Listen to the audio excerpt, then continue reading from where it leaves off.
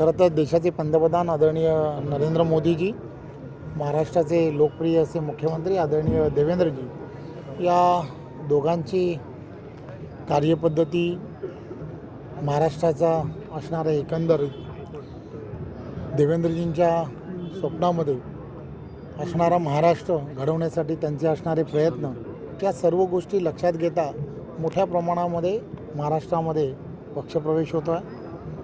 प्रकाश भोईरजी असतील, सरोजजी ताई असतील, या सर्वजण गेली वर्षानुवर्ष आम्ही सर्वजण या महानगरपालिका असेल किंवा डोंबिवलीमध्ये एकत्र काम करतो.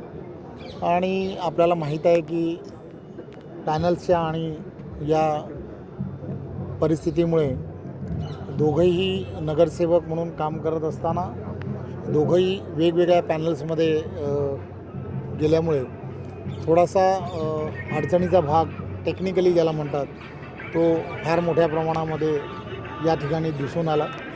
त्यामुळे दोन वेगवेगळ्या पॅनलमध्ये थोडंसं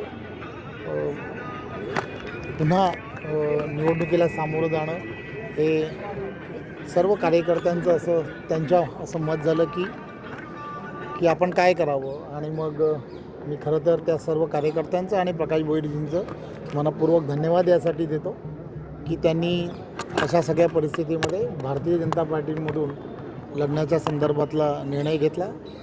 आम्ही वर्षानुवर्षे एक परिवार म्हणून एक डोंबिवलीमध्ये काम करतो आहे.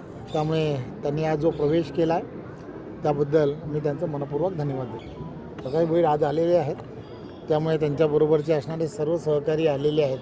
त्यामुळे मला आनंद आहे.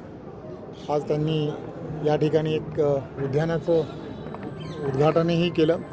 त्यामुळे एक चांगलं वातावरण हे कल्याण डोंबिवलीमध्ये आहे. आता माननीय ठाकरेंनी किन्नरमध्ये